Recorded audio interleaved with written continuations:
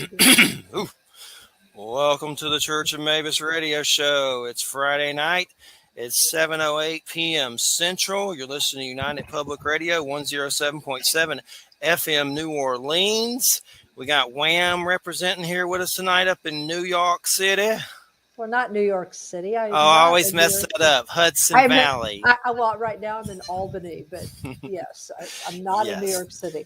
And tell us about your new audiobook real fast. Yes, my book, Mysterious Beauty, Living with the Paranormal in the Hudson Valley, is now available on Audible. And you can listen to it anywhere.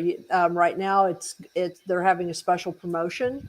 And I'll post this again to your Facebook page, but I've got a special link that if you link to it, you could listen for free. Cool. So, and I got a copy, and it's good. Everybody check it out. Tonight's guest, Al Goingback. It's great to have you here, Al. Thank you for having me, guys. How you doing? And doing pretty good, sort of. Hanging in there. Moshing to the apocalypse, for sure. It's definitely it's crazy. Scary out here. Yeah, definitely. So, Al, that's your name, right? That's your real name, or is it a pen name? No, that's my real name. It's on my birth certificate, driver's license, passport. Yeah. Cool. It's one of those crazy names. It opens it up to all kinds of jokes and stuff. Like he's going way back. I bet so. Is it your power animal too, as well? The owl. Yeah. Owls are actually bad luck for my tribe. It's really? Owl comes around, we go running. So I guess maybe that's why I know the name. I'm bad luck for everybody. I've heard that too about owls being bad luck, but in paranormal, they usually are like a signal before you get alien abducted. Like they come around and stuff. Well, that's what they say. Owls are not what they seem. They're neat. As it is in Twin Peaks. And here where I'm at in Graceville, Florida, they are outside at night so creepy. It's freaky. There's so many of them at night. Like there's a lot. And we have a little chihuahua, so you have to be careful. No, we've had no problems, but there's so many. I've never, since moving here, I've heard them, and it's eerie. I like it, but it's definitely they make some eerie noises at night for sure. And I can remember coming across your go ahead. I was saying, I love hearing owls. They're beautiful. But then after I hear them, I'm like, am I going to die tomorrow? What did that mean? Why did he call out? Did he just call my name? Yeah, they definitely sound creepy. Well, one of the big reasons why I do this show, just to give you the breakdown, because I know you deal with supernatural and you like paranormal and cryptids and things, is when I was younger at 17, I went through testicular cancer and had to go through chemo and lost one in the war. And I'm fine now at 47. But a few years after that, my dad died. So it was a lot of crap at one time. And I started to have a lot of weird experiences with seeing stuff in the sky that was different, that was UFO, or I don't know what some of it was, but it was definitely weird stuff. And even some strange type beings that I've seen. Like I've seen beings of light completely sober leave my house. At Silver Lake in Marianna, Florida, I went outside and turned, and it was like two were in there and had flown out and left. I don't know if they were deceased loved ones, aliens, or angels, or what they were, but somehow that suffering opened my senses, I think. And I also say I've seen them while partying, so I've seen them sober and partying. But just different things have happened, and I started to interview people about these subjects that, there was a time when I was having trouble getting interviews, and I said a prayer, and I saw a strange UFO sighting I call red fireflies, and I screamed, and my brother and nephew, and they saw them. I don't know what they were, but next thing you know, I'm on the phone with Stanton Friedman, nuclear physicist on UFOs. He's passed now. Jim Mars, the dude that did the JFK movie and an alien agenda book. I started interviewing greats. It was kind of like a synchronicity like that. I was like, did aliens help me, get these interviews? I don't know, but it was just weird. So that's when we do the show. Just weird stuff happened to us. So you're in good company for sure. And Wham, she could Very go on good. and on about weird stuff that's happened to her on Yeah. many different levels. But I know I came across your books when I was younger and loved them. And the last one I read was Coyote Rage. How does the paranormal and supernatural fit in with your books? Have you had personal experiences? There's been someone you've been interested in, because I know that's part of a big element of your books. Well, yeah, the paranormal, I was kind of raised in it. I mean, with the native culture, we're firm believers in spirit guides and ghosts and our ancestors coming back. We do medicine ceremonies, we do the sweat lodges, the vision quest. So it was around me the whole time. My aunt was gifted, another term for psychic. And I tried my entire life to prove her wrong.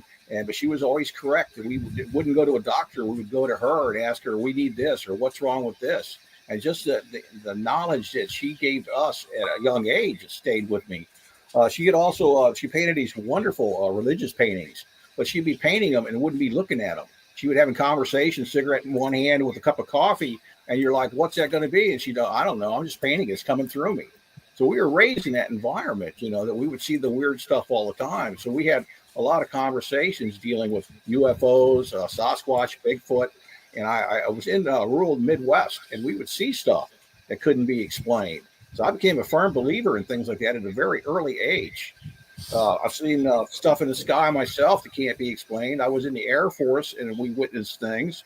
A buddy of mine at Warner Robins, Georgia, he was working on the SAC side at nighttime, and he's walking it down the flight line, and he turns his head, and there's a man walking next to him that came out of nowhere. And he looks down, and the guy's not touching the ground. And about that time, he's terrified, and he doesn't look again. And security police surrounded him. They came up in their vehicle and said, "Where'd the other guy go?" And so they took him in and questioned him for 6 hours. And he has no idea what he saw, but it was on a SAC base where we had nuclear bombers. So there's a lot of strange stuff out there. Awesome. Well, tell us every single thing that you know. well, we've had Captain Air Force was Robert Salas. He's still in the Air Force, and he wrote a book about UFOs coming to his base and shutting down the silos. And this dude's still enlisted, so you would think he had to get permission to do that, I would think, or something. So those stories are always fascinating. And then another guy, John Vasquez, he's passed. There was a Fort Benning weird UFO incident. If you ever get a time to look that up, it gets really weird. He was a friend of mine, and basically all the troops started freaking out, and some kind of alien thing happened. They saw some kind of being. But I wonder, it sounded kind of like, I was wondering, like maybe they were doing LSD or something, like experiments, which that doesn't rule out you're having the experiences, but it's just a lot of weird stuff. Like they were crying for their mothers and weird stuff. But that was a strange story. So those stories are always fascinating when they happen on military bases and stuff like that. Definitely. And so what did they say about some of these experiences in the military? What does the commanding officer say anything about any of it? Well, back then it was like you don't want to really say anything or you saw anything, especially if you're a pilot, because you risked your career. It's not as open as it is now. My mother was at Fort Sill, Oklahoma station in the 50s, and she told a story that they had seen something up in the sky, and the whole base was watching. Everybody's out watching it for like an hour, but the next day nobody would say a word about it. Like they didn't see anything. It was hushed up immediately. So, back then, yeah, you didn't want to risk your career or be sent to the nut house for saying stuff. And I find it amazing that right now we just had NASA say they're studying UFOs and the Pentagon at the same time. So that's almost, admitting something's out there. I've spoke to several astronauts who have said they've seen stuff. Because they get that asked all the time. They said, yeah, but they're not going to risk their careers and say anything. And if you go back to the old NASA tapes when we first went to the moon, there was moments on the tapes where you hear the guy say, "Did you see that?" But since then, they started doing a 3-second, 5-second delay. So they were cutting that out. But the very early recordings, you hear that they saw something and they're talking about it. But since then, that's all been censored. Yeah, it's definitely been crazy with the UFO subject. And I jokingly, I don't really watch any news that much, but if you put Fox News UFOs in right now, you can see all them freak out, and that's a blast to watch. Like just seeing them freak out about UFOs, Fox News, they're already crazy, and now they're UFOs. But and that's one of my favorite UFO documentaries is Dan Aykroyd's. If you can find that on YouTube and watch it, it's really good. It's called Dan Aykroyd, the actor, UFOs Unplugged, and he's basically sitting with David Sarita smoking a cigar or cigarette or something, just talking about UFO stuff. But that's with my experiences. I saw this stuff and then started interviewing people to try to find out about it. But books helped me a lot, and it helped to talk to other people.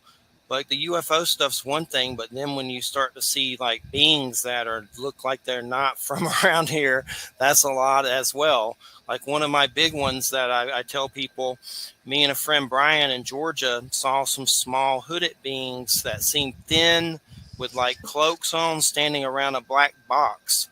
And we were both like, do you see that? And he's like, yes. Do you see that? We both had to affirm that we saw this at the same time because it was so weird. And then a cat jumped and they vanished. So it's like it helps you to talk to other people about it, especially when the being stuff happens. And I don't think I've been abducted or anything. If I have, I don't remember a damn thing. And they've wiped me clean because I don't remember being thrown on a table or anything. But I've had some weird being stuff for sure.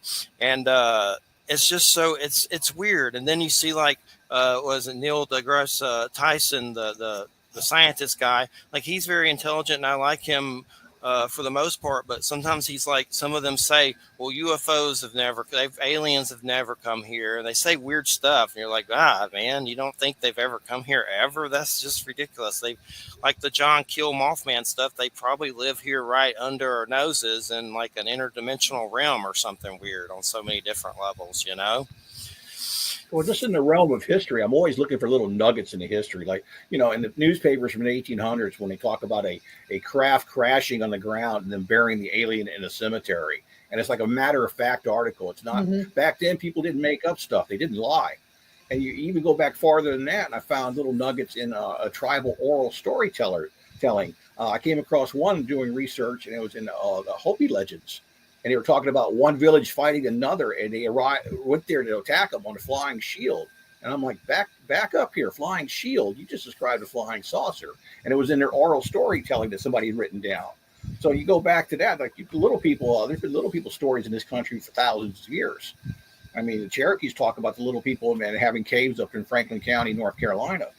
Here in Florida, there's a police document at Lake Wales of a gnome being caught in the cage. And the police came and got it. And then these other gnomes showed up and started throwing oranges at the house. So the people said, bring it back. And they turned it loose. But this is on documentation for police records. So you go back, you see stuff like that. And there's stuff going on we don't realize. Mankind is pretty much stupid about the bigger world. There's a lot of things we don't understand. We don't realize. Maybe we're not supposed to know everything. That's interesting about the gnome. If you remember a link or the name of that, like I know they call them certain cases, let me know. I would like to look that up. I know there's one. I hung out with Stacy Brown, and he's been on finding Bigfoot and stuff and does Bigfoot stuff. But he came and filmed me for a documentary once, but something happened technical, so they didn't use it. But there was a story about the Ocheezy wild man, and it was kind of a similar story like the gnome story, but something they caught a Bigfoot and put it in a cage, and something happened. But there was some kind of talk that it might have just been like a crazy dude that escaped with hair all over his body, but maybe it was, it was one of those kind of weird stories, but they wanted me to tell that story. So I was like researching it and stuff. So definitely like weird Florida stories. That's for sure. I'll have to check that out. So when it comes to Bigfoot, I think there's something weird paranormal about it. Go ahead. Well, I got this delay here. Sorry. You were talking about Bigfoot. There was a newspaper article in the 1800s along the St. Johns River. They discovered a burial ground of giant skeletons, and they were 8 and 9 feet tall, and they had a double row of teeth. And the guys were playing with the skulls, putting on their heads as helmets. And they wrote it up in the paper. And the Indians live in that area called them the Tall Men, and they knew about these people. These 9-foot giants, were very possibly, it was an encampment of Sasquatch, but there was a burial ground. And unfortunately, even though they wrote about it in the paper, all the skeletons have disappeared, and there's not a single museum that'll admit they have one. I've heard different stories like that for sure. And So what do you think about Bigfoot? Do you think there's a paranormal element? I know there's some people think it's just physical only. Do you think there's something, some mojo to it? It seems like it to me. There's something that's just different. It, it it's odd that we've never captured one and we've never killed one. And I know scientists who have hunting parties now trying to bag one because they know that's the only evidence anybody's going to believe. But they've got to have something going on. The fact that they can disappear and not be seen. Now, I have had three different individuals that I know tell me they've had personal encounters, and these are all respectable men. One of the gentlemen, when I owned a bar in Georgia, he was a 6'5" redneck, and he told a story about encountering one in Lake Lanier. They were bass fishing, and they heard a noise, and this thing was hanging on the back of the bass boat. It was slapping the motor out of the water. This man broke down and cried like a baby that night. I offered him $200 to take me back out there, and he said, no, there's no way he'd ever go back there. 1 week later, the Macon Telegraph and News came out with an article where there had been hundreds of sightings on the backside of Warner Robins Air Force Base and in that area of Lake Lanier, where hunters have seen not only adults, but young ones too. So it tied in, you had a lot of witnesses. So somebody's seeing some stuff, and there's definitely something out there. Definitely. So can you tell us the name of your bar in Georgia? I'm curious. If that walk in there and see you late at night. No, I'm gonna hide out. I'm trying to block Georgia out of my memory. I opened up a bar across the highway from the main gate of the base, and we had it for 5 years. But that's kind of like, okay, that's a different part. That's where I started writing, actually, because it was so scary on that street. The place is obviously haunted. That street was the only place you could drink for like 50 years when that town was there. But if I give credit to the bar, I got to give credit to the town. I want to avoid that. That's cool. I'm from Georgia, so I understand stories, and I picked up doing writing. I understand about blocking Georgia out. I mean, I don't hate it or anything, but I've had some bad crap happen there. There might be people I owe money to or something. Yeah. But there's a lot of my experiences happened there. I had some pretty damn weird ones there for sure. A lot, and I've had some here, but there was some weird stuff there for sure.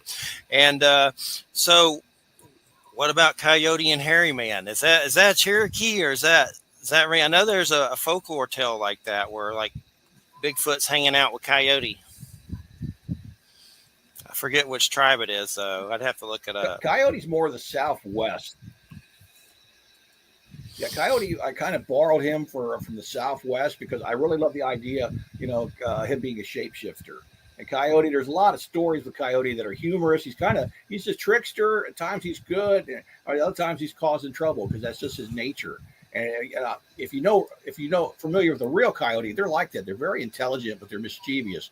We had one at the Greenwood Cemetery where I worked for 8 years as caretaker, and it was amazing. This thing was so smart you couldn't catch it. If you tried to follow it, it would lay down so you couldn't find out where its den was. And it just knew. I mean, it's very intelligent. So I said, well, I've got to do a story with a coyote.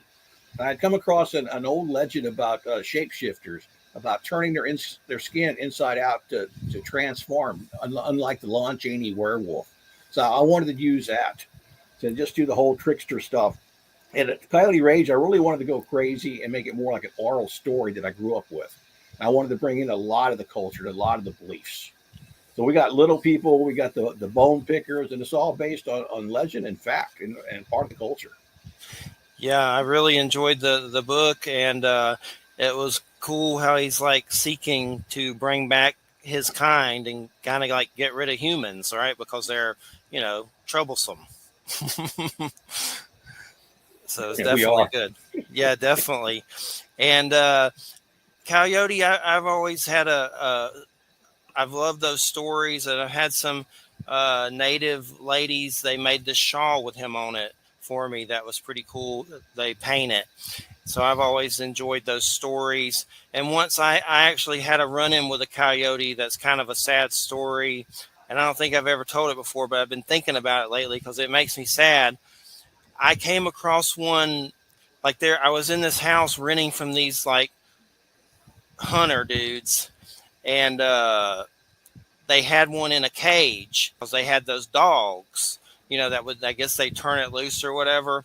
But it was in the backyard, and I came across the cage, and he was in there, and I had never been near a coyote in my life. I didn't know much about them. I was younger, and I felt bad and wanted to let it out, but I was afraid to, because I was, first off, I thought I'd get in trouble from them because they were pretty, like, mean hunter dudes from the South. And then I just felt bad. I always felt bad that I didn't let it out, but it was like near a shopping center. Like they had this little piece of land. So, I mean, I always hope it got away, but maybe it didn't. But I always felt bad. So I've always been trying to do stuff like when Christina sees those things where you help save coyotes, like I try to do that all the time where they're, protect them somehow with some of the legislation and stuff to make up for it. But I've always liked those stories. And I mean, they're weird. They're really, really, I have a lot of the folklore books, and some of them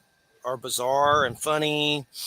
And, I like the trickster element, and that's a big thing in paranormal. That's got trickster written all over it, with some of these experiences. Does the trickster deity come up in any of your teachings and stuff that through your life that's come up? Like, is there a coyote or something similar? Or Well, yeah, there's with the southeastern tribes, instead of coyote, you have rabbit, and a rabbit does the teachings. I mean, where he's getting in trouble and stuff, and you're learning from him by his mistakes.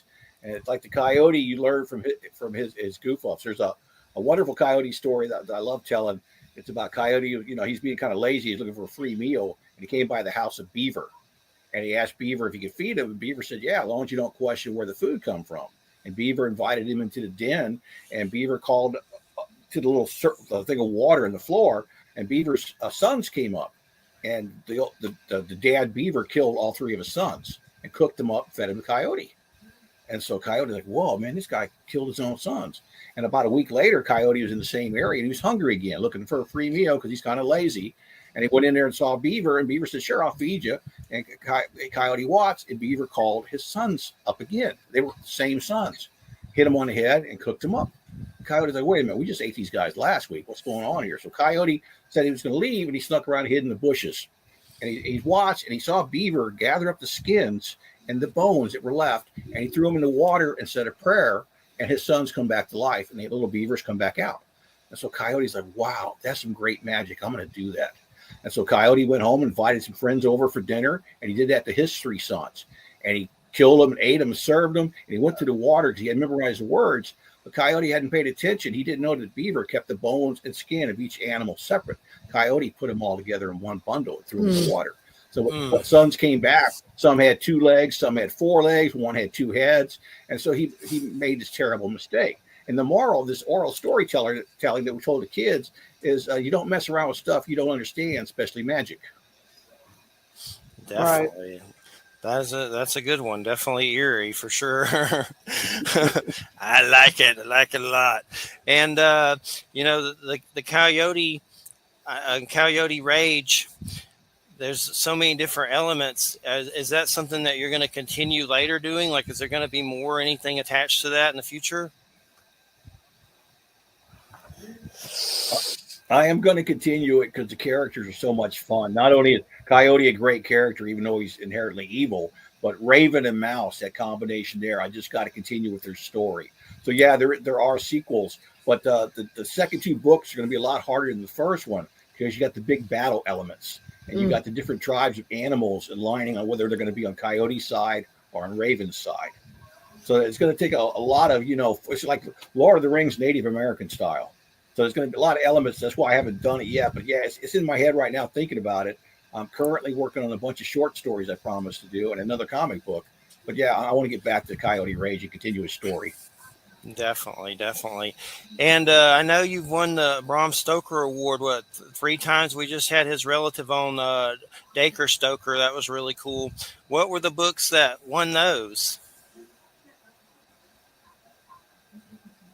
Crota won the Bram Stoker Award for Best First Novel. It was also a Stoker nominee for Best Novel of the Year. It was up against Stephen King's The Green Mile. And then Coyote Rage won for Best Novel of the Year. And then the third one is kind of a Bram Stoker's kind of, it's what they call a Lifetime Achievement Award. It's actually a Stoker for everything you've done over your lifetime. So that's kind of the highest award you can get from the HWA. Nice. That's really cool. So who were some of the authors that you grew up with when you were younger that got you into writing?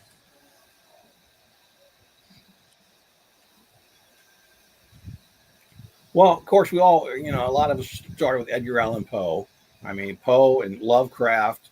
I love Ray Bradbury. I mean, he was an amazing wordsmith. I can never write like him. Also, Andre Norton did a lot of fantasy and science fiction, so I read a lot of her stuff. And Edgar Rice Burroughs, the John Carter Mars series, the Tarzan series, at the Earth Core. I was also hugely influenced by Famous Monsters of Filmland, the magazine. When I was 9 years old, my mother gave me my very first allowance. It was 50 cents, and the closest town we lived to was like 20 miles away. Had a population of 1,200. There was nothing in there, no department stores, but they had a Rexall drugstore and a magazine rack. And I walked in, and there was a magazine covered with images of werewolves. I said, "Oh, I've got to have it." It was 50 cents. That started my lifelong love with monsters and all things scary. Buying that magazine. Cool. And we've had shows about Forrest Ackerman. There was some paranormal documentary about him that some weird ghost stuff happened after he died, and there was like a documentary about it on Sci-Fi or something. We had a show about him, but he's the guy that designed that magazine and everything. And something happened weird where he passed away, and then he was like doing tricks still and they were weird, like weird ink would show up and weird stuff. And it was pretty interesting for sure. And I know that you had known Scott Marlowe in cryptozoology, and he had been on the show in the past, and I know you were friends with him, and he's passed, God rest his soul. And I know you said something about doing like a cryptid panel with him or something like that. You've been into cryptids? Yeah, I did several with him. I did some at Spooky Empire and at their convention, and I also did at Phantasm. I was actually, I think I was the first person to invite Scott to Spooky Empire. He was a wealth of knowledge, and I just wanted to get up there and play 20 questions with him so I could hear some of his stories. But every year we would do the cryptid panel.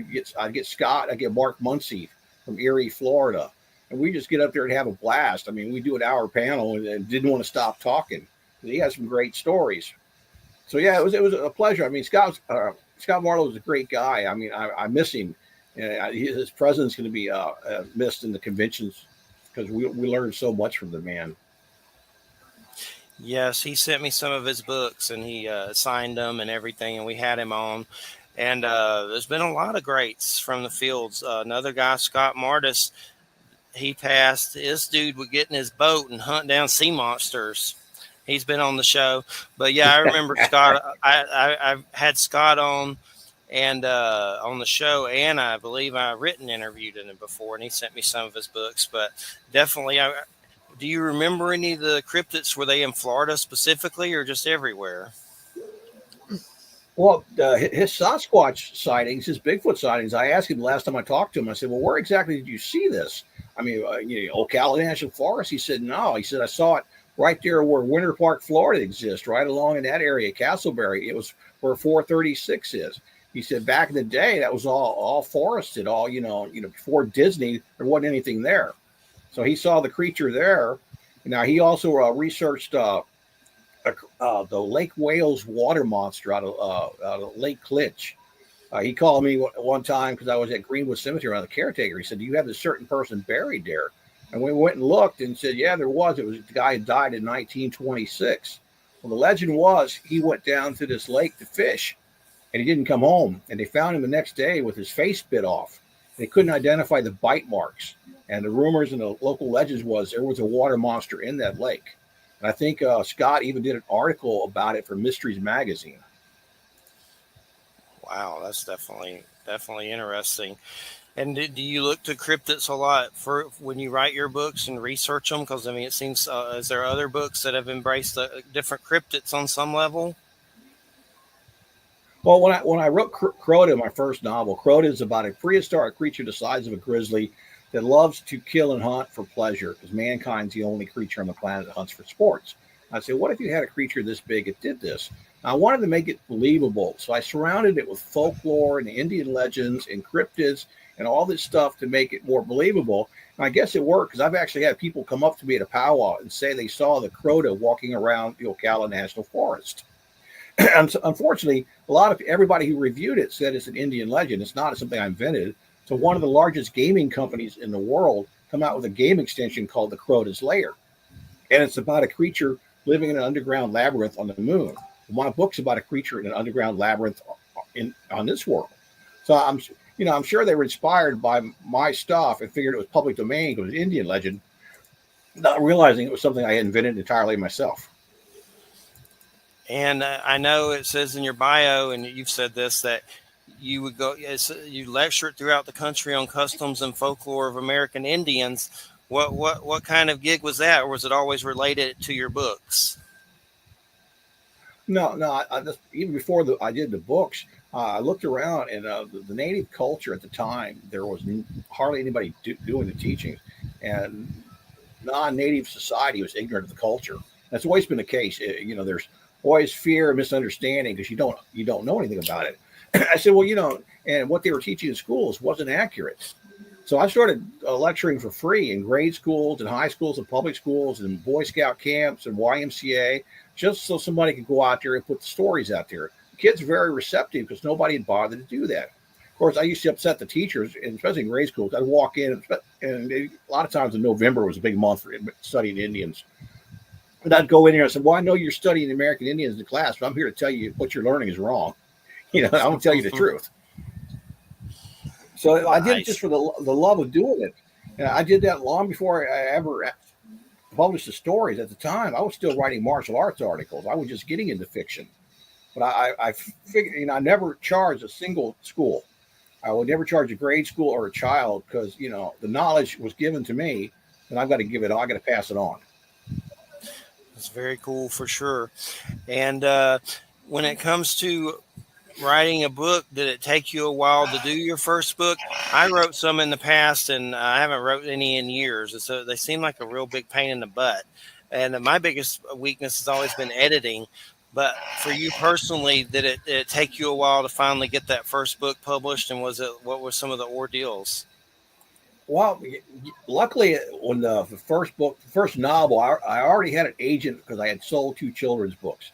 I did a short story, and a friend of mine sent it to another publisher, and they liked the short story, so they asked what I had. So I sold a couple children's books to an educational publisher, and that led to me getting an agent for the novel. Now, Crota being the first novel, I think he probably submitted it to every publishing house possible.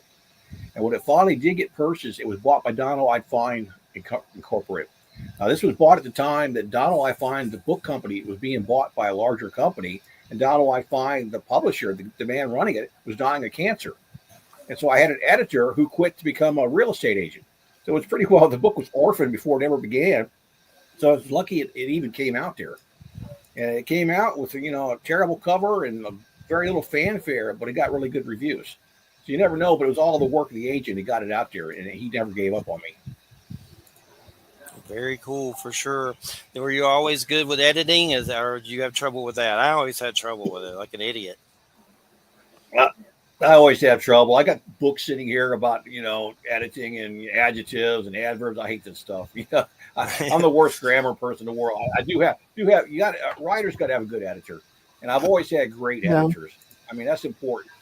I mean, they're going to catch the stuff, the mistakes. I do a ton of rewrites until I can't find anything else myself wrong with it. And I'll send it off to them, and they'll tell me what's wrong. With the bigger publishers, they'd always send, the changes they'd want. I get mad and throw the changes across the room and stalk out of the office and be mad for 3 days and come back in and pick them up and say, yeah, they're right. This will make the story stronger. What kind of screenplays have you worked on? Are you still working on some of those? Is there any that came to fruition? I get the worst luck in that. No, I've done stuff for, I did some short subjects that have been made. I've done some PSAs. I came really close a couple times. I had a screenplay based on my novel, Evil Whispers, and I had George Romero wanting to do it. George has been loving my stuff for a long time. He wanted to do Crota, but didn't have deep enough pockets. So we pitched the screenplay and the novel to a film company. took 5 months to set up a conference call with George and the producer from the film company, my agents, and it was in California. And in 5 months, the producer hadn't read the script. I have George A. Romero online, the guy, Night of the Living Dead. We'll do the movie for $5 million. I said, hey, you're going to make your money back in just DVD rentals out of the machines. So the guy was like, well, let me tell you what. He goes, I'll go home and read over the weekend, call you on Monday. And he never called on Monday. He called on Tuesday, said, I need another week.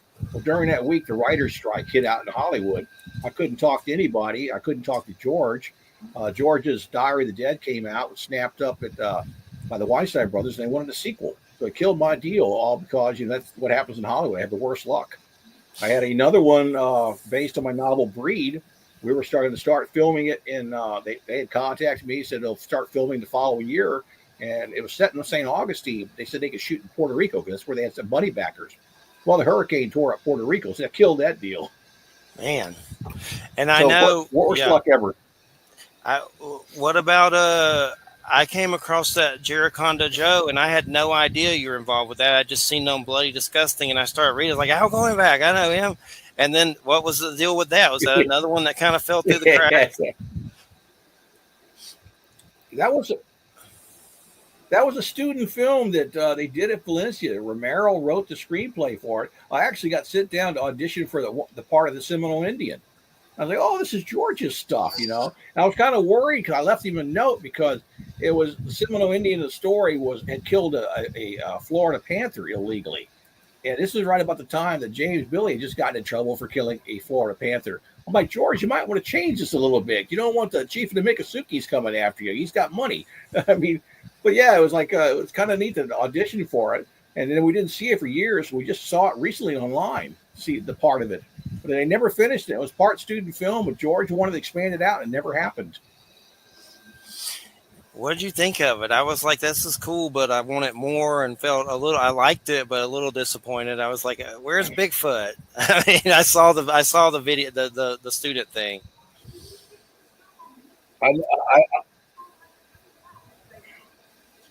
Yeah, they had just gotten basically the live audience TV show thing. We're just getting into the woods with the Sasquatch.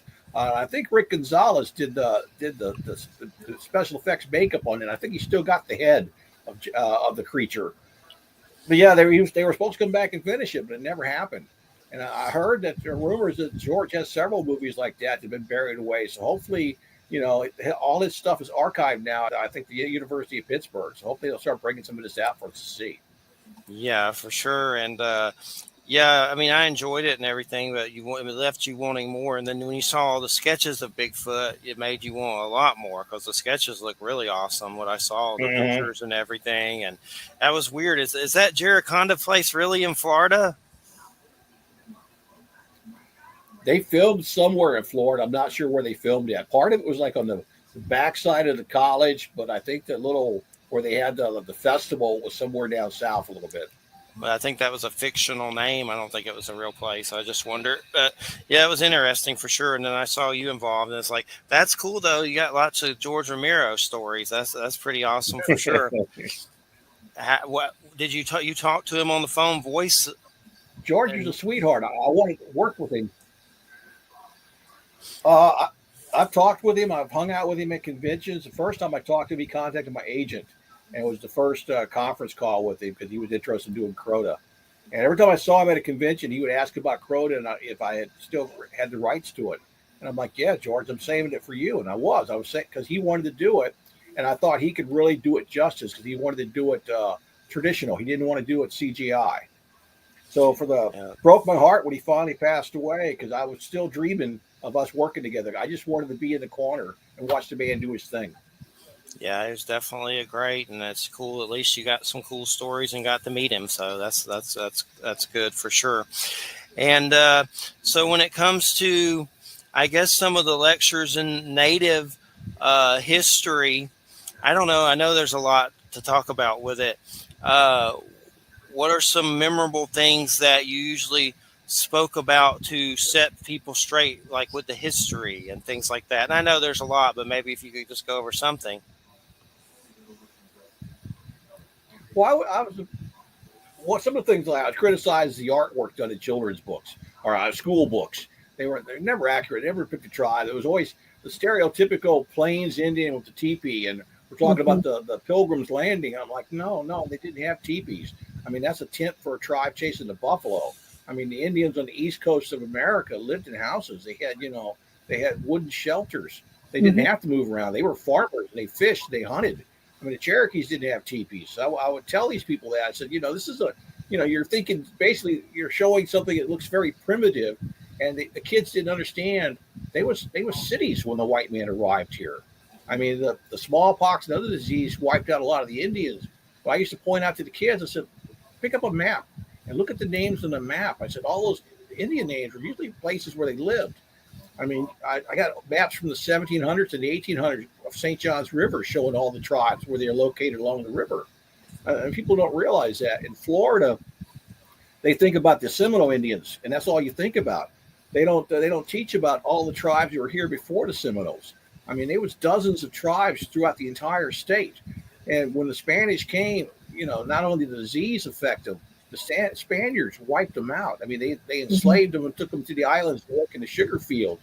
When the Spanish finally left Florida, they took about 80 Indians with them. That was all that was left. I mean, there's actually written accounts and diaries of Spanish priests about traveling with the conquistadors and how they would travel with a large pack of dogs. Well, they didn't have dog food, and they would feed Indian women and children to dogs for food. I mean, these are barbarians. They're looking for gold. And when they left, when the Spanish finally gave up Florida and left, they left their cattle, they left their livestock here. So the Seminoles were, basically the Creek Indians up in Georgia, looking at Florida. They were having problems up there with the white people. They're looking at Florida, this wide open area with these herds of cattle. So they come down and took over and established in Florida. And of course, after they got established, the white people started looking at the Seminoles like, what these Indians got the state to themselves with the cattle. So they come down and took that from them. But people don't understand the history of Florida. It's so, it's so varied and diversified, and there's so much to it. People like when you hear Key West all the time, they say, "Oh, that's the westernmost island of the Keys." No, it's not. It's the name's based on Key Wessel, which is Spanish for Bone Island, because when the first people arrived in Key West, it was covered with skeletons. It was a burial ground. So you hear all these weird tales from Key West. Well, that's why the whole island was a burial ground. But this stuff is not taught in schools. I mean, they don't teach you that. In Miami, it was common practice back when Miami was first being established. A lot of burial grounds there, native burial grounds, and they would give the skulls away for souvenir or sell them to people coming down to the tourists. They were a nice tourist item. This was common back then. But none of that's in the history books. I tell kids, I said, you need to really understand the entire state or the entire country. I mean, history, it shouldn't be covered over. We may not like what we hear in history, but we should understand it. We should know it. That way, the mistakes and the bad things won't get repeated. Definitely, for sure. And I'd never heard some of those stories, and I'm always wanting to learn about all that. We have a lot on about shamanism and stuff, and that's some things that's helped me when I was going through a hard time with all the cancer and my dad's death. And so I try to get on a lot of different people about that subject. And it's just something healing about it. But these stories, learning the truth, is definitely, fascinating. Have you ever wrote anything about the history of any of this stuff, like in a book in written form? I put them in my stories. I consider myself more of a oral storyteller than a writer. I try to write the same way the elders, my ancestors used to teach the kids. They didn't give them books. They would share a story, and the lesson was in the story. And the story entertained, and you got the lesson, and without realizing you got it. It was like putting candy coating a medicine and giving it to a child, and you just throw it out there. If I write nonfiction books, a lot of people are not going to pick up a nonfiction book. You're going to, I don't want to be educated. This is going to be boring. But if I put a little tidbit in there, a little story, a little truth in the story, and you're enjoying the story, and I've got some monster chasing people all over the place, and there's blood and mayhem and just a lot of gore. They're being entertained and they're being educated, whether they like it or not. They're not realizing they're learning something too. So I'm more of a storyteller than a writer, and I've always been that way. Definitely, and you can definitely see it in the books. Let me see. I think I've read like four of your books. There's a couple I need to dig for on eBay and get that I missed. And didn't you do some? I saw something. You do comics too. Didn't you do some Batman thing at some point? I saw you talking about that. Well, Or I was one of eight writers selected for the DC Writers Workshop. It was a 13-week course. I think it was 2016. I was picked, and we spent 13 weeks online, learning the comics. At the end, I wrote a comic for them. I actually wrote a Poison Ivy comic for them, and they were like, "Why pick a villain?" I said, "Well, guys, Poison Ivy to me is not a villain. I mean, she's a person who likes plants better than she likes people. And I know a lot of women like that. I mean, I said in my culture, she would be a medicine woman. Now, I just got contacted yesterday to do another comic for another company. It wasn't DC. So I got 3 stories I'm bouncing around. I'm hoping I can have time to do a story for them too. Comics are a lot of fun, but the formatting takes a lot of time and thought. It's not like a free flow short story where I can just sit here with my eyes closed in front of the computer. But yeah, comics are a whole new thing for me. I read them as a kid, put them aside, but I love doing them. cool. And do you is there particular titles that you read in comics that you keep up with? Not so much. I like the scary stuff. I was never a superhero kind of guy because they just to me they were I believed in Bigfoot and werewolves and Dracula, but I never believed in superheroes for some reason as a kid.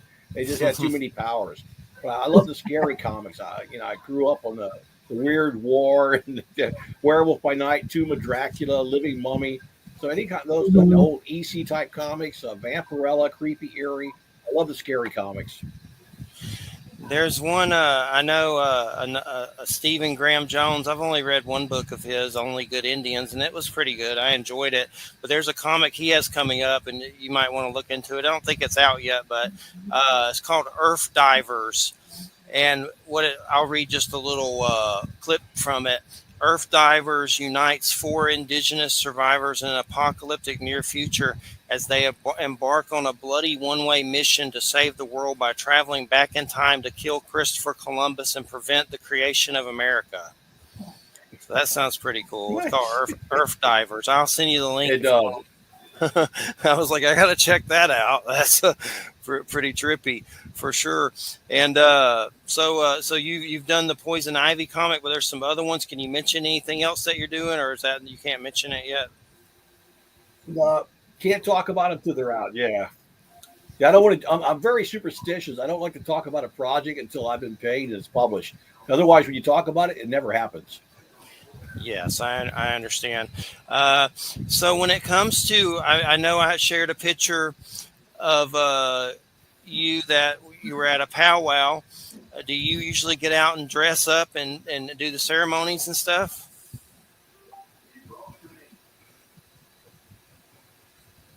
I do. I don't dance as much as I used to. I think that photo was from a veterans dance at the Mount Dora powwow. Now my sons do the full regalia. They made their own stuff. They're beautiful. They're fancy dancers. They still got the energy. I'm getting old. I'll do one dance at a powwow now and call it a day. But yeah, I do dress up, not as much as I used to back when I was 30, because I've been doing this a long time.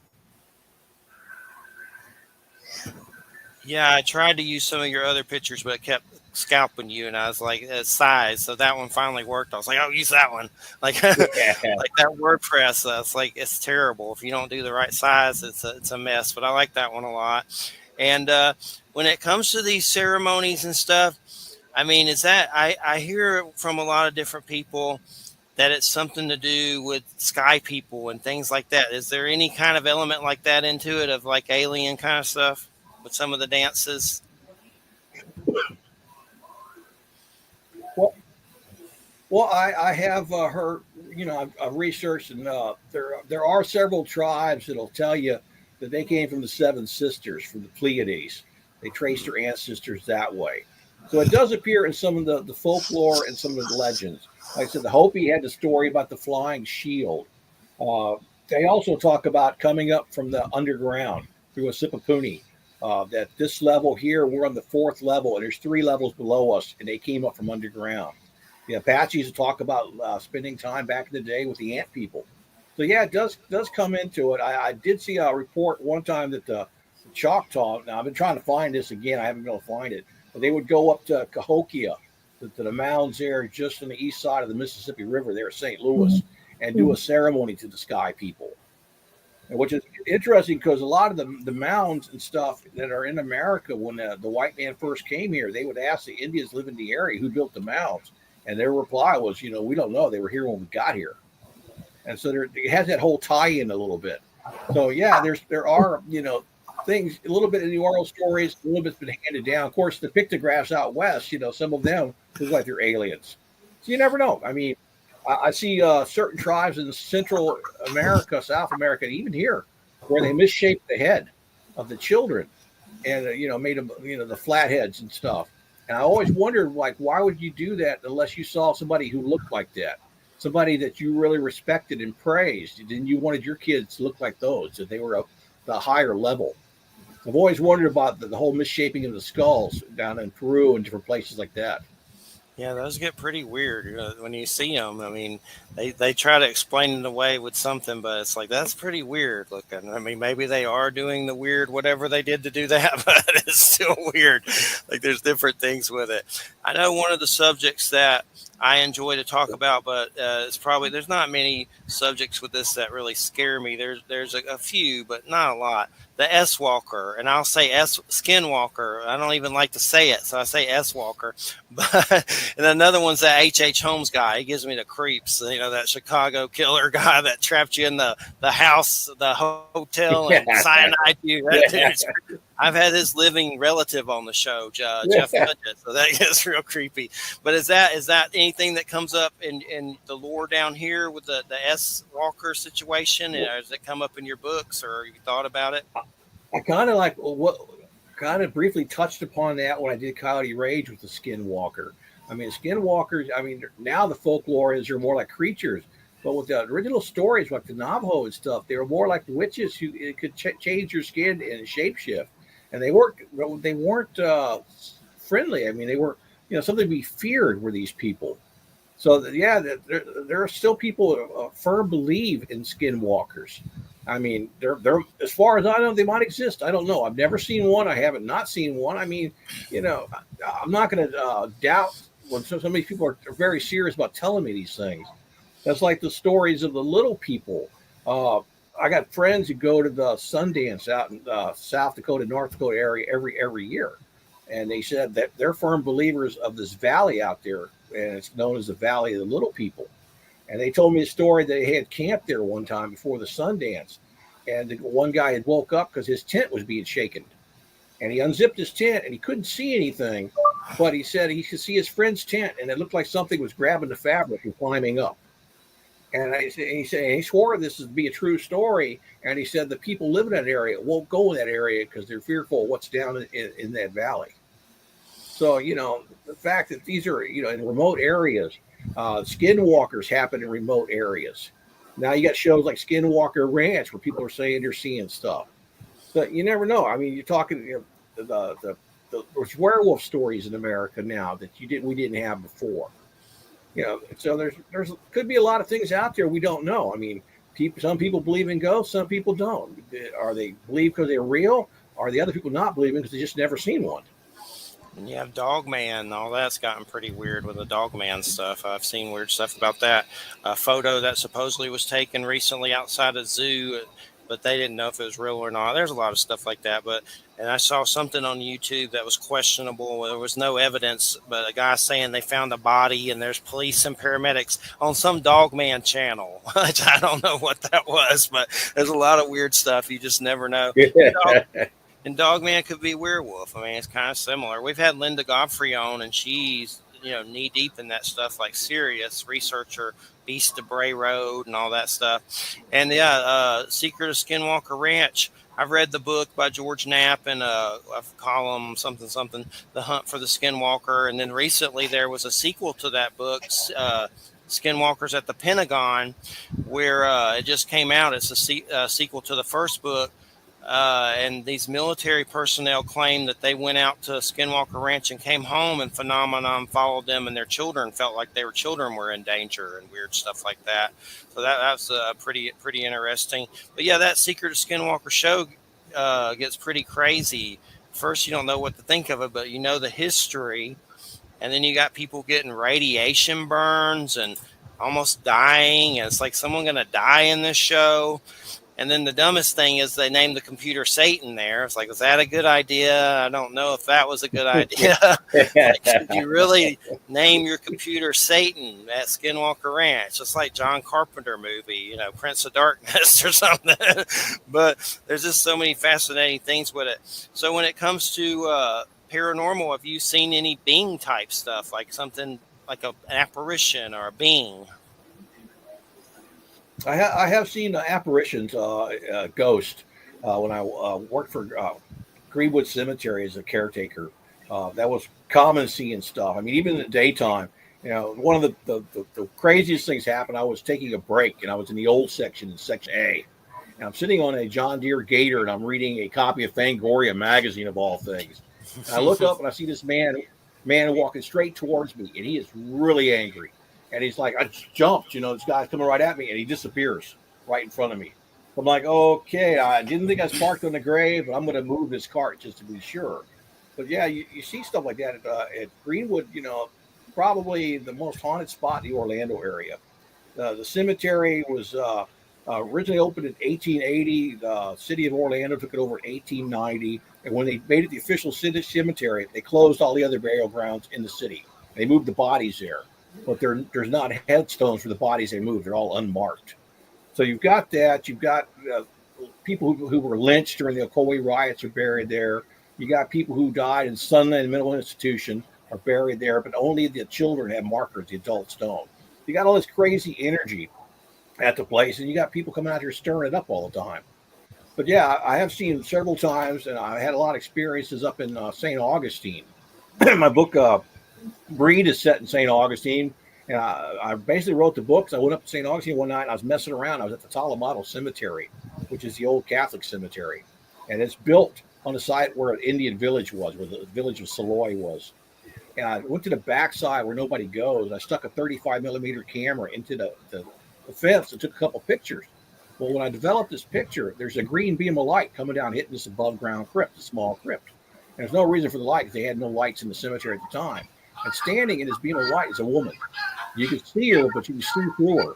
She's facing the crypt, but her eyes are looking right at me. And her face looks like a corpse. You can see her and you see through her, and she's holding what looks like flowers in her hand. And she looks very upset that I'm taking her picture. So I was kind of blown away, and I had never heard any stories of St. Augustine, so I started researching it. And people said, yeah, the story is they call her the bride. And she died a week before her wedding. And they buried her in a bridal costume, and she's been seen by quite a few people. But I started researching for Breed and the stories, and I have sat down with the former chief of police, with city officials, and with a lot of high-ranking people in St. Augustine, and they all have ghost stories. And they're all very much believers in the spirit world and ghosts of St. Augustine. I'm not sure where that music came from. I heard something. It sounded like a Britney Spears or something. I don't know. No, it was Yeah, it I was know. it was my friend's ringtone. Oh, okay. I was just like, what the hell is that? Wham's up there with a lot of It's tribes. aliens. I know. Wham's up there with a lot of tribes. What tribes you are up there? Well, Yeah. the nations that I have been connecting with are the Haudenosaunee, mostly Seneca and Mohawk, and and the Munsee Esopus of the Hudson Valley. I guess they're more broadly called Lenape. A lot of them don't refer to themselves as Lenape because they see Lenape as a language family, a part of the Algonquin language family, and it's too general. But at least the people that I know, and some Mohicans. I have a Mohican elder who is a pretty good friend of mine,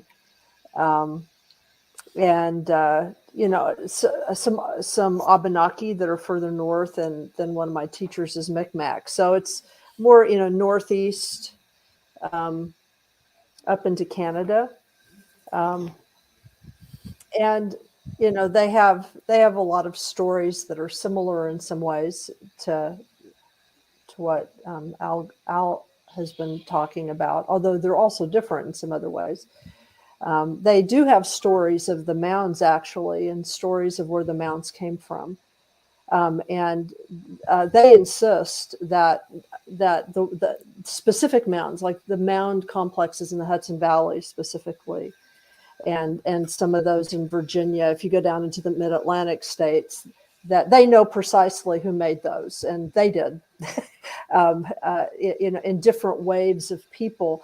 But that doesn't count all the other mounds in all other places, obviously. I mean, if you look at Gregory Little's Encyclopedia of Mounds in North America, I don't know, there were like 66,000 sites or something at one point, so, and all different types, so it just, yeah. I mean, the Muncie in the Hudson Valley, the mid Hudson Valley, at least I think on the eastern side of the river, but but certainly on the western side of the river, like on Overlook Mountain, which is the mountain that's right, sort of the backdrop of Woodstock, the actual town of Woodstock. Some of those structures are actually pretty recent, and they were some of the petroforms were made right before contact with white people, which would have been in the early 17th century, early 1600s. So, so the people that have survived there, that are still there, they have a pretty good sense of what they were for. They don't always share the lore with white folks, because white folks haven't been very good to them. So, you know what I mean? It's like, this is secret stuff in a way. But, there are certainly a lot of stories that would lend themselves to, storytelling on a wider basis. There's a book that's called Iroquois Supernatural, which is a collection of stories, scary stories. I've interviewed them. But yeah, the scary story. I think that they were up. I think I was with you, and Okay, I think cool, we cool. did the show It's together. a good one for sure. Yeah, and it's got a lot of scary stories in it. So a lot of monsters, but these are stories that have been agreed upon, that they can be shared, sort of generally, and they're not stories that a lot of people know, but they're stories about, the flying heads, and the good and bad little people, and curses, and water manitous, and horned serpents. There's a lot of horned serpent stuff, and then further north, they don't really talk about the Wendigo. The Haudenosaunee don't, because they have different beings that they talk about. But certainly, if you go up further into, Micmac country, Penobscot country, up, into Maine and into Canada, up into where the Cree are, and then into the west to the Ojibwe, they'll start talking about the Wendigo or the Chenu, as the Micmac refer to them, I should say, that spirit. Because it's understood as being more of a spirit than a being. I think that we get our sense of it being a being from that famous story that was written by Algernon Blackwood, or whatever his name is, that you can get. That's him. Yeah, and he's the one that sort of created that image, and he did use indigenous lore for that, but he also kind of gave the impression that a Wendigo is always like an embodied being. And if you read the Cree stories about Wendigo, Wendigo can be far more elusive than that. Wendigo can be a spirit, it can be a mood, it can be a trend, it can be something that strangely possesses a person or an animal or a place at a certain point, and then moves around. It's almost like this weird pathologic. It's like a pathogen almost. And there's a wonderful collection of Wendigo stories from the Cree that's called the collection is called "Where the Chill Comes From." That's the name of the book, and you get to see all the different ways in which the Cree talk about Wendigo. And it's actually, the way they talk about Wendigo is creepier than the story Algernon talked about.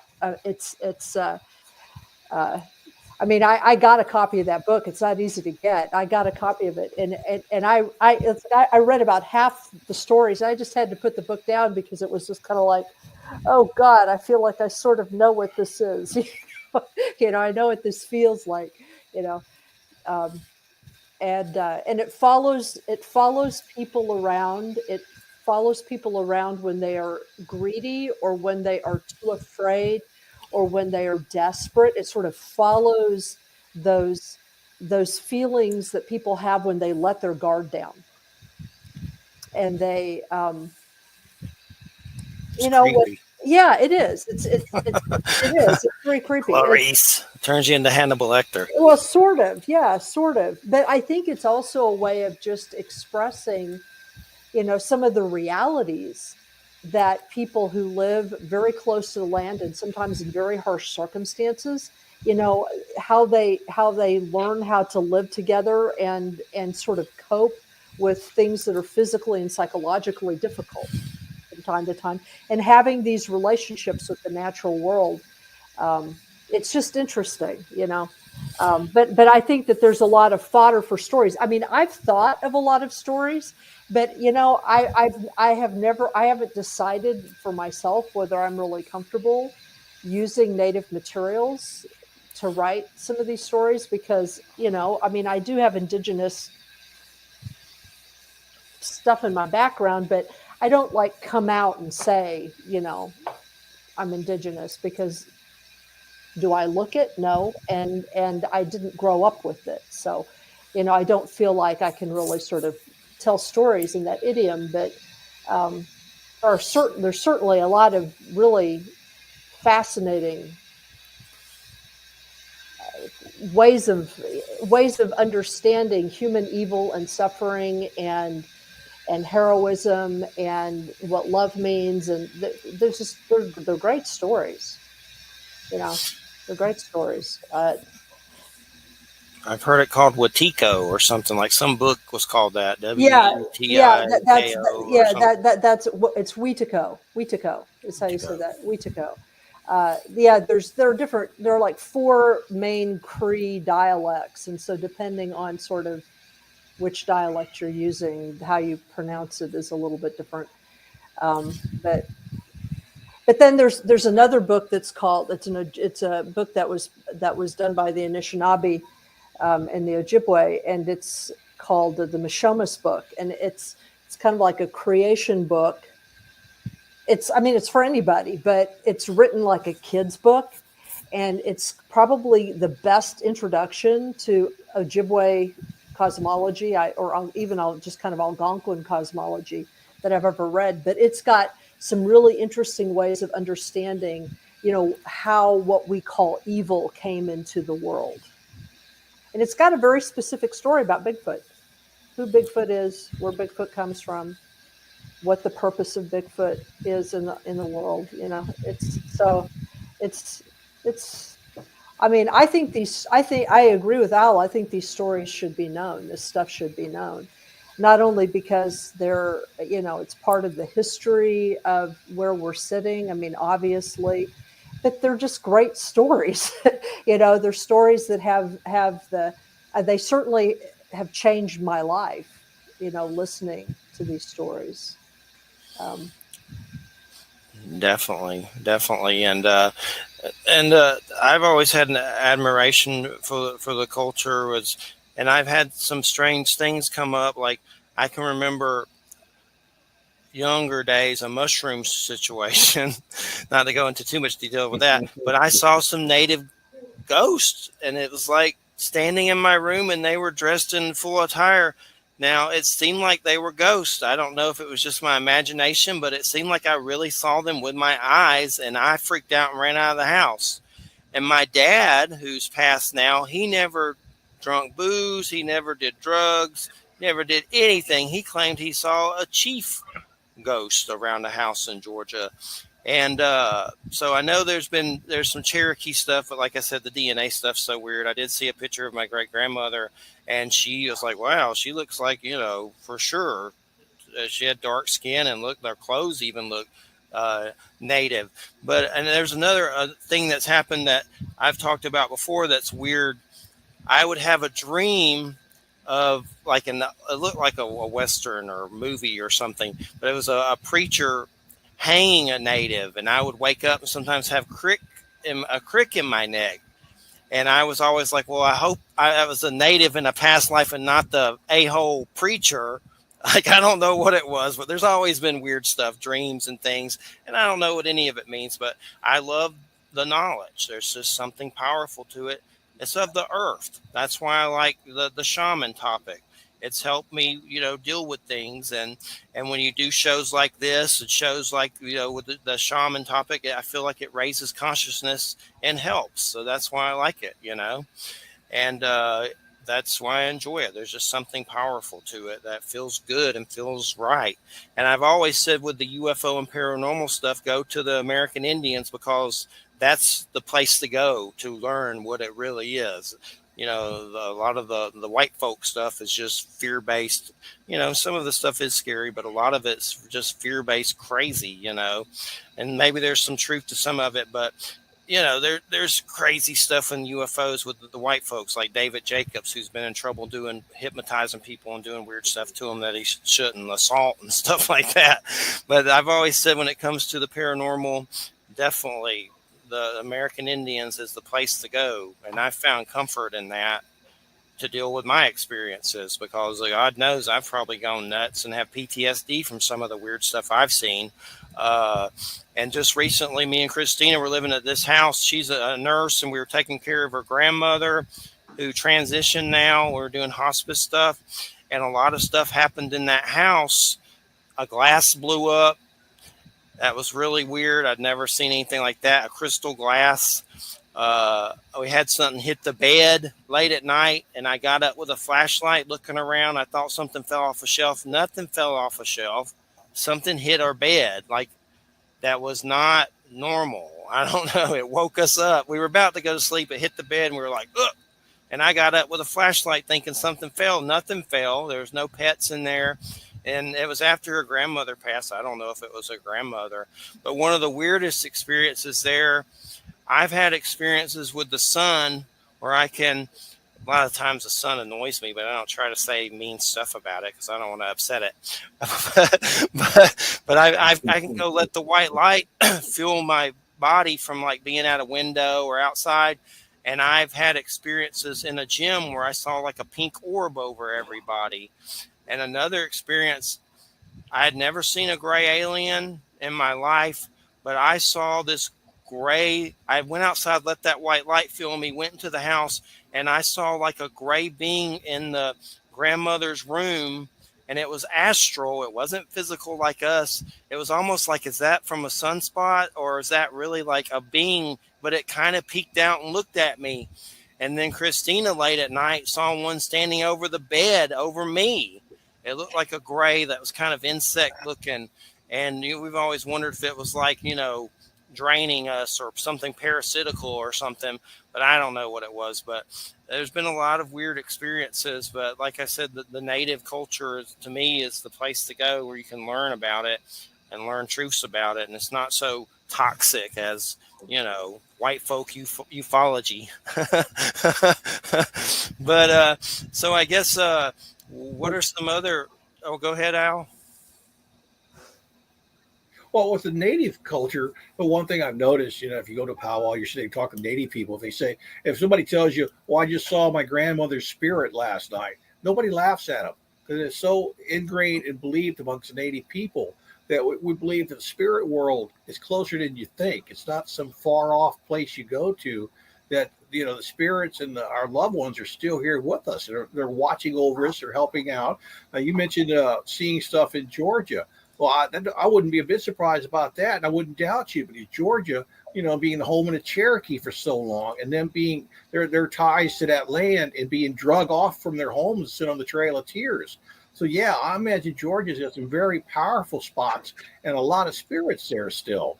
because that's their ancestral home. It's been there for a long time. I mean, they didn't want to leave that. So yeah, if I'm going to see, I can just see up, especially up in the mountains of Georgia, places there that are still considered sacred, where ceremonies have been done. There's a lot of energy in Georgia. I mean, Oh yeah. the fact that all these people were forced out and a fourth of the population died on the Trail of Tears. I mean, yeah, that's a lot of energy, and that connects a lot of stuff to the land. I mean, that's both good energy and bad energy going on. So yeah, that's pretty powerful. Right. Definitely. And I remember, like for 4-H, we went to Rock Eagle, something like that. It was like a mound in Georgia called Rock Eagle, I believe. I'd like to go to some more mounds. I have that Gregory Little book, which is like a cool encyclopedia of Native American mounds. I have it right here in Earthworks, which is pretty cool. It's kind of like a phone book for all those things. Yeah, But it's a good one. So when it comes to Native secrets, you got any more? I got to be careful about what I share, what I put in books. I mean, when I did like certain ceremonies in Crota, I made sure that I didn't put anything that hadn't already been in print somewhere else. Right. I didn't want to get in trouble with the tribal elders, but I still made this old medicine man very nervous. I touched about stuff, and I was like, well, it's been in print. It's already been out there, or James Mooney talked about this in the 1800s. I said, so I didn't want to get in trouble, give away tribal secrets. And I changed enough that nobody could say, okay, you described the pipe ceremony. Let me go out in the woods and do this word for word. No, I'm not going to do that. But yeah, I made a few people nervous, but I always double checked on things like that about giving away secrets. Right. I might hint at them. I might put some stuff that's general knowledge. But yeah, I'm not going to have anybody where they can open it up as a textbook and do ceremonies. Right. Well, what I think is interesting about James Mooney is that you occasionally do run into some really intense stuff. I remember he's got this one, I can't remember which one of his books it's in. I remember when I read it, my eyes kind of popped out. But it's like a prayer. He actually recorded word for word a prayer that someone gave him or that he heard, that was a prayer that was said to summon a horned, uktana, a horned serpent, as a protection or a revenge against the priesthood of one of these mound cities. And it's really clear that it's in there. It's a curse. And I remember when I read it, I was like, "Oh," it was like, "Boy, I'm glad a lot of people that are reading this don't know how to do this," because Anyway, yeah, you do have to be careful with stuff like that. That's part of the reason why, when I tell stories, like I do tell some stories, some Native stories, in my book, Mysterious Beauty, because I'm talking about the Hudson Valley and sort of like the layers of paranormal narrative and experience. And so the first human layer, obviously, is the indigenous layer. But I don't tell anything that either hasn't been published or I haven't been given permission to tell. And I'm very clear about that, so. I know I came across that Thunderbird and Horned Serpent story, and there was a identical almost one in the India type lore that's very Garuda and something else. And that's a pretty weird story of like reptilians being underground and thunderbirds hunting them and being enemies. And you could see the same similarities from different cultures with these same beings. That's pretty cool when you come across stuff like that, and I love Norse stuff and things like that, and the native and the India stuff. I don't know much about it, but I've come across some pretty weird stuff where they're like intermingling their deities with Thor. Like there was some weird thing I came across. It was like one of their dudes was hanging out with Thor from the other situation from the Norse. So it gets pretty neat. And I've always found the fact that maybe Vikings and natives met on some level interesting, which is possible. It did happen in Greenland. I mean, in Greenland, yeah. I had my partner's eldest daughter went to Greenland for 6 months to help with some scientific stuff. They're like, they're studying climate change and the melting of, the ice cap up there. And she said that, this isn't known much outside of Greenland, which she found very bizarre. But, the Vikings that went to Greenland, they didn't, Greenland is very different from Iceland, and they didn't actually survive there very well without the help of the indigenous people there. The indigenous people taught them how to do stuff, because their cattle would die. They couldn't plant crops. I mean, it just wasn't the same. And so there's actually a mixed culture there. It's indigenous and Viking, and then Denmark took over part of the island for a while. So there's some kind of a Danish overlay there. I can't remember if it's considered a Danish protectorate yet or not. I think they gained their independence pretty recently. But anyway, so you did in Iceland, in Greenland, and certainly parts of Iceland, you certainly did have Vikings and indigenous people, at least sometimes, mixing. Did the Vikings stay nice, or did they screw them over like the Pilgrims, like those naughty Pilgrims? They didn't screw them over like the Pilgrims because they were a minority. That's part of the reason why the Vikings didn't survive in North America proper, because they were a minority of people. They came at a time when there weren't gobs of people trying to escape Europe. Okay. So there weren't that many of them, and their technology was frankly no better than the technology of the people that they met. So the Vikings died. They died out or intermarried. There's a lot of evidence in the history books and stuff about the connection between different cultures. I mean, you look at some of the dances that the Apaches do, the headdresses they wear are identical to some that are done in Africa.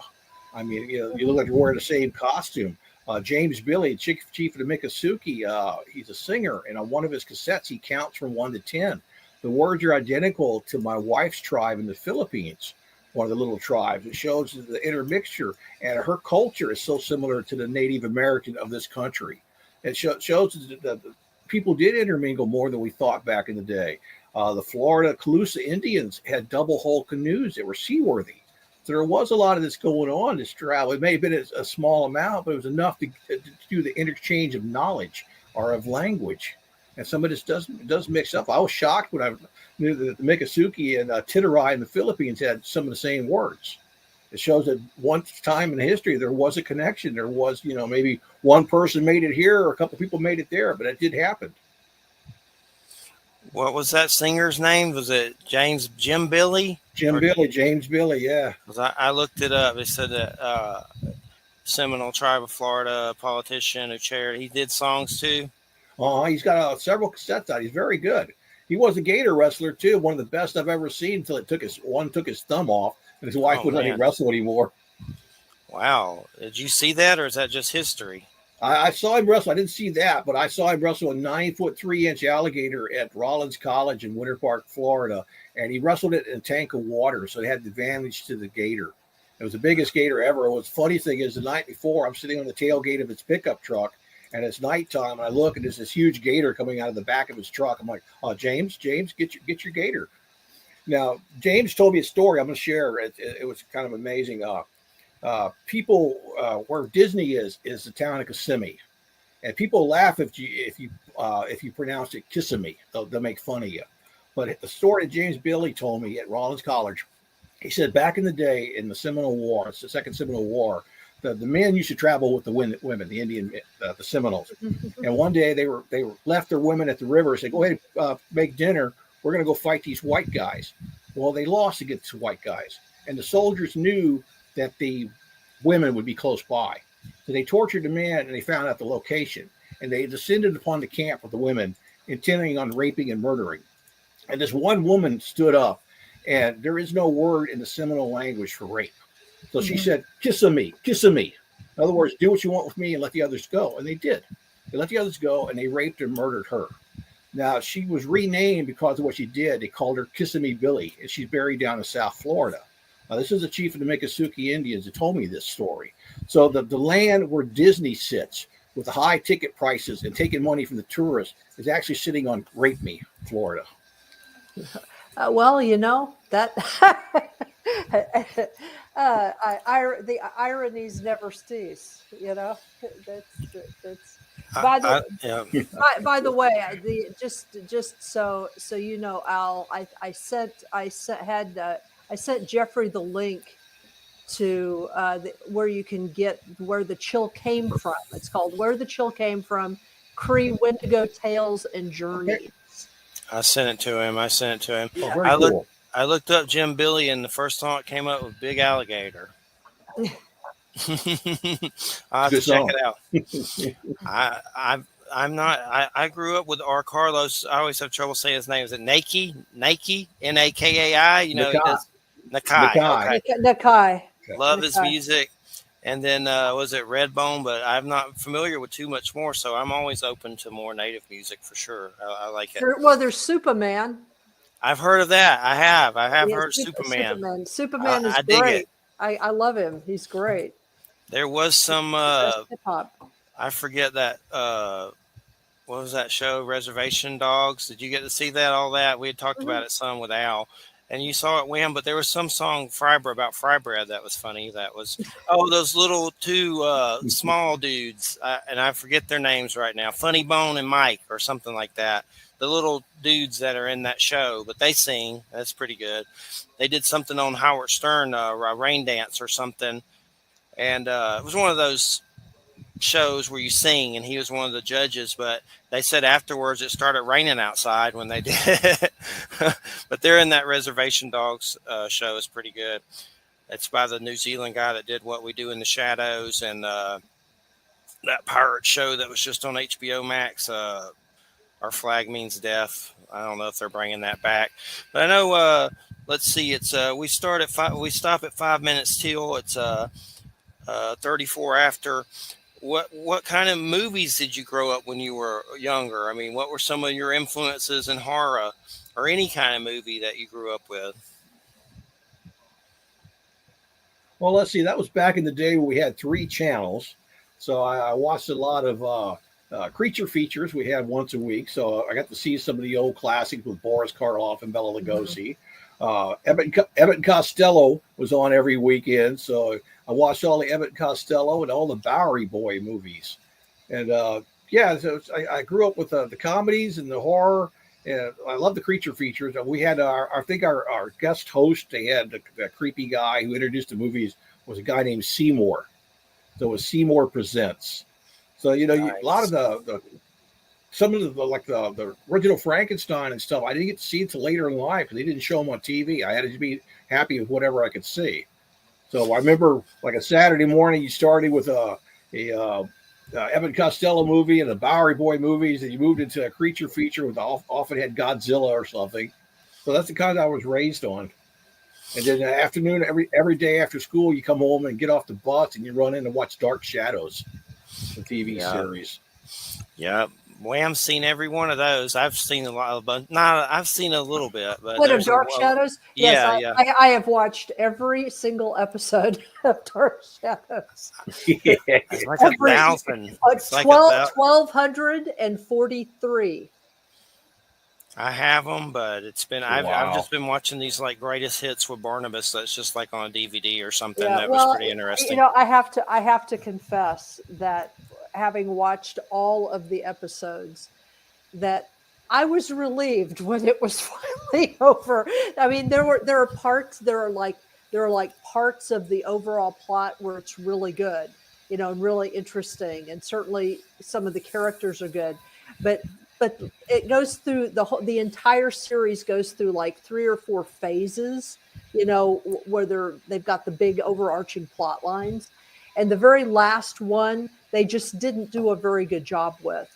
And then apparently what ended up happening at the very end is that they found out that they were going to be canceled. And so they had like literally 6 weeks to wrap up all of their storylines as best they could. And so like the last batch of episodes suck. They're just terrible. But by that time, you're so committed. You've seen 1,200 of them or whatever that you're like, okay, fine. I'll just the rest of them. So you do, But There anyway, was that Tim Burton movie. I don't know what he was thinking. It was okay, but it wasn't that great. It was a comedy. I was like, "What are you doing?" well, I think it's more of it was sort of a walk in nostalgia because when you watch Dark Shadows now, it's very campy. It comes off as funny. They didn't mean for it to be funny so much Yeah. then, but it comes off funny now. I mean, because they're especially like in the first couple years before they even really had a proper prop person. Stuff screws up on set all the time. You'll see someone moving across the stage, and they'll catch the mic boom moving, and you'll hear this thunk as people run into things, because it was all done live, and they didn't edit it, and so I think that's probably it's sort of a fond memory. I think that's what Tim Burton's rendition of it is. It's sort of, Yeah, there's kind of fondness there, you know. I like those shows that are like that tell stories, like Tales from the Crypt, Creep Show. There's one me and Christina are watching, Monsters, that I think Tales from the Dark Side people did it. Even Steve Buscemi's in one of those, which I haven't gotten to that one yet. But it's like these little short creepy stories. It's pretty old. A lot of them are weird. I was like, what channel was this on? I don't even know what channel. It's a DVD set. It's called Monsters. I don't know if you've heard of it, Al, but it's pretty good. Yeah. It's been around for a while. And Tales from the Dark Side. I know there's a connection there to that. That's pretty interesting. But those little Yeah, anthologies. Romero did Tales from the Dark Side. That was his series. So yeah, Right. it's pretty creepy. And like Dark Shadows, the best part's the beginning movie and the images. Right. Just hearing that music, it creeps you out. Oh yeah, the opening credits are great. I mean, they're great, and there are moments. There are moments in that series that are amazing, that stayed with me as a child. That I still remember what their effect on me was because of how atmospheric it was. I try to collect all those Hammer horror movies. I love those. The Hammer ones, from Hammer horror films, Peter Cushing and all that. Yeah, all the the Dracula films. Yeah, there's a lot of the reptile. There's a bunch of weird ones. The Gorgon, but yeah, he's in a lot of the Dracula ones and Frankenstein. I love those. They're supposed to be bringing those back on some kind of level at some point, but it was pretty good. Do you have any books where you've done short stories like an anthology, or has it always just been a whole book's the story? Al. I do have a collection of short stories called Tribal Screams. The collection Tribal Screams is short stories. It came out a couple years ago. It includes a story, Grass Dancer, which was a Nebula Award nominee for Best Story of the Year. It got a great cover by Michael Broom, who actually works on Creep Show, the new series. Cool. So I'm currently working on more short stories. We're talking about Wendigo. I'm working on a Wendigo story right now because I wanted to do something with Swift Runner, who was a true person from history in 1890. He was hanged because he ate his entire family, his 6 kids, his wife, and his in-laws. And he said the spirit of the Wendigo forced him to do it. Mm-hmm. So I thought that was kind of fascinating. You actually had a case where he ate everybody. Right. I found I looked this stuff up. I found he's in Murderpedia. That's nice, but I found it. Murderpedia. I'd never been to Murderpedia, but apparently it's a place. But yeah, that's one of the ones I need to get. Still, I'm going to get that. There's like 2 or 3 I need to get. I know I have 4. I have 3 paperbacks in Coyote Rage, but I need to do some digging. Are all their books pretty much still available? I usually go to eBay and kind of hunt around, but they're on Amazon mostly, right? Yeah, you can find them. They're in the libraries. You can find them at eBay. I got new editions on. Let's see, Coyote Ray's got a new edition. Crota has a new edition of Tribal Screams. Evil Whispers, a new audio edition just came out. They're all available in electronic editions. And then for the original paperbacks, you can get them for a couple bucks on eBay. Cool. I need to dig for a few of them that I don't have for sure and get my fix, no doubt about it. And so I guess when it comes to some of the native things, the spirituality and the lore and the the powwows. Does the subject ever come up about what's kind of going on right now with the earth? Do they talk about anything? Like, I know there's Hopi stuff that they talk about, prophecies and stuff, but right now things just seem crazy as hell. Like every day it just seems to get crazier. Now we got Putin threatening to nuke Ireland and us at the same time. Then you have people in America who I say love Trump, Gooch, and Putin, and think he's doing the right thing in Ukraine because of Nazis. But by that theory, we have Nazis here, so we don't all deserve to die because there's some freak Nazis here. But it's just everything's crazy as hell. So, I mean, does that subject come up with the earth and everything?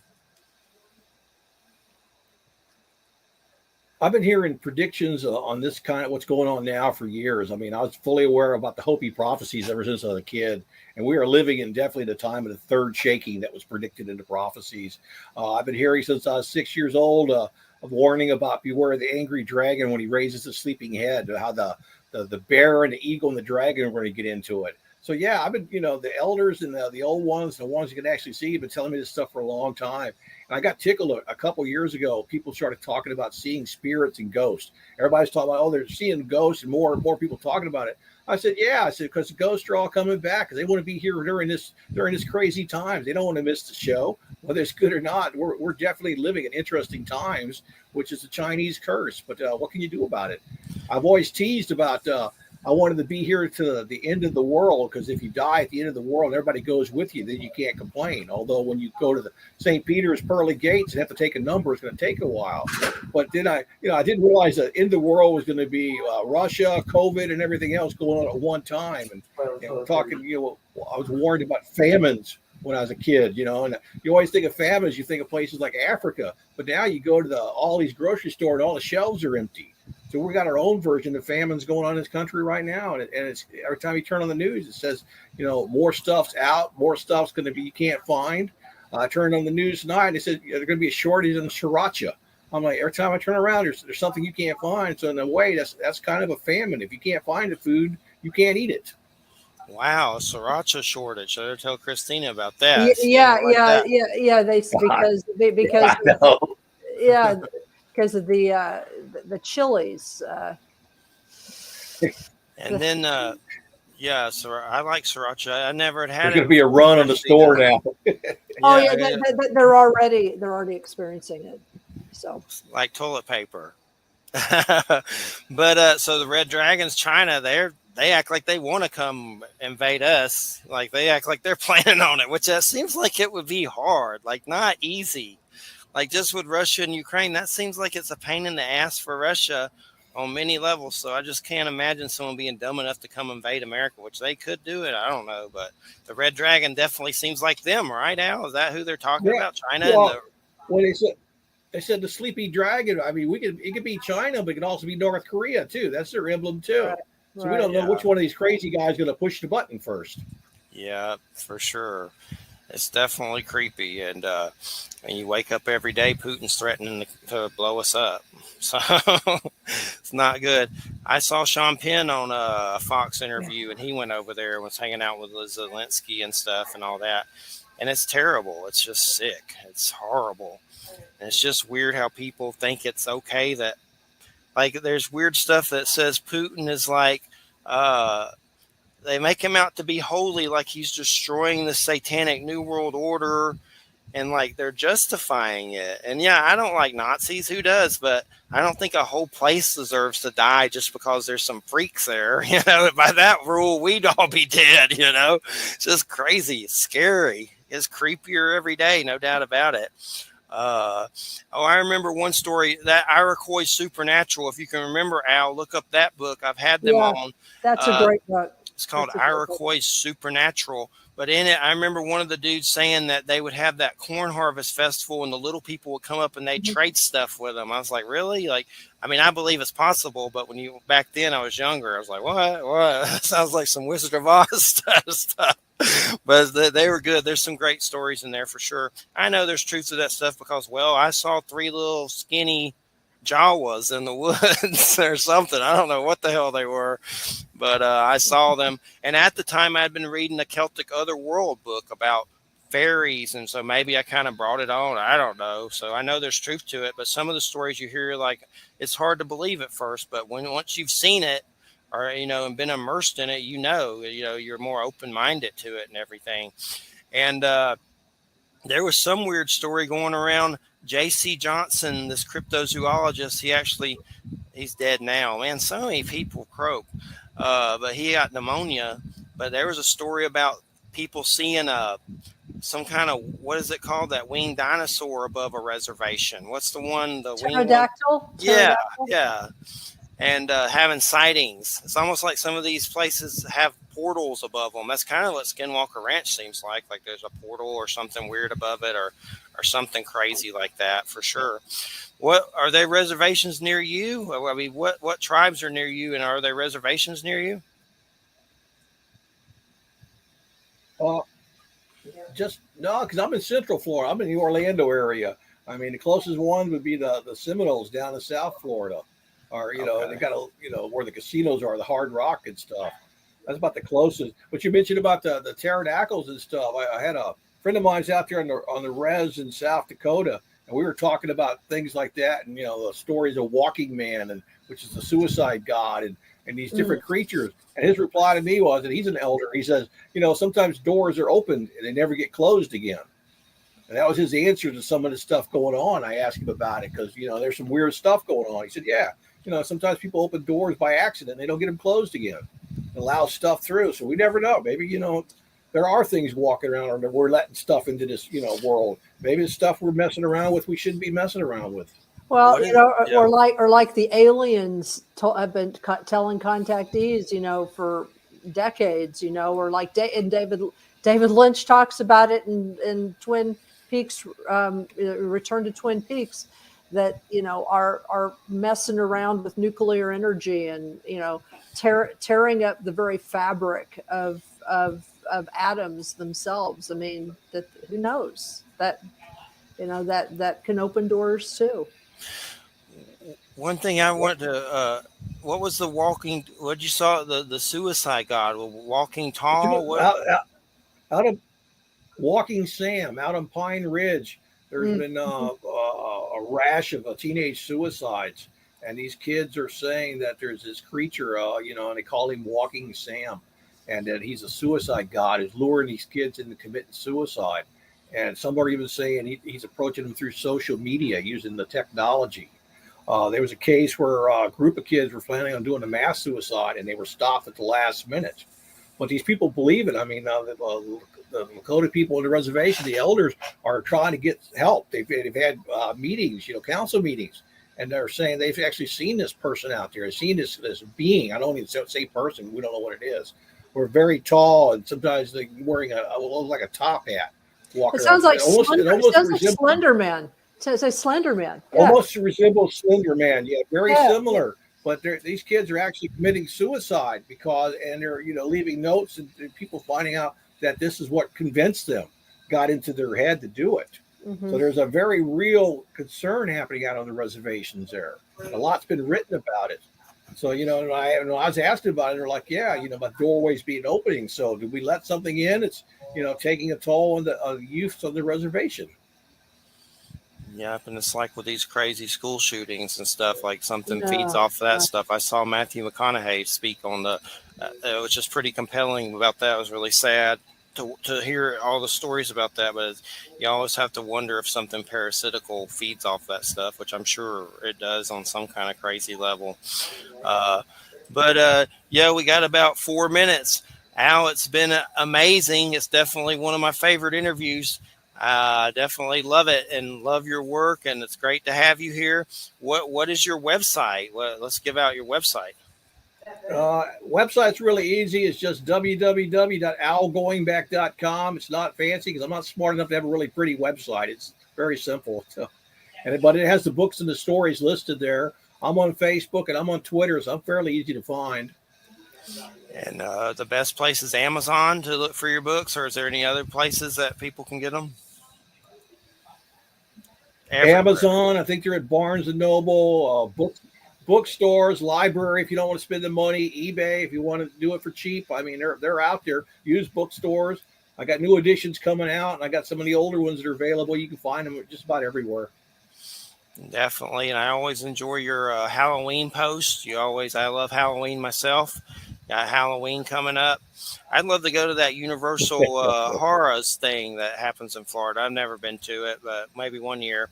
But yeah, I always look forward to your posts and look forward to your books. Thanks so much. It's been a great show. Thanks for being Well, on. thank you for having me, guys. I appreciate it. Yeah, thanks. And definitely keep us in the loop on future projects, and I'll help promote any way I can. And thanks so much, everybody. You're listening to United Public Radio 107.7 FM New Orleans. Everybody have a great weekend. And I just watched Obi-Wan, the new show on Disney. It's good, but there's some things about it. The last episode was kind of but the Darth Vader, James Earl Jones voice is nice to hear again for sure. All right, everybody. Have a great weekend. Thanks, Al. I've really loved it. Thanks so much. Good to meet you. Thank you, guys. Take care. Nice meeting you. Yeah. I'll send you the archive. You too now. Bye-bye. Right. Good night. Bye-bye. Very cool. Thank you.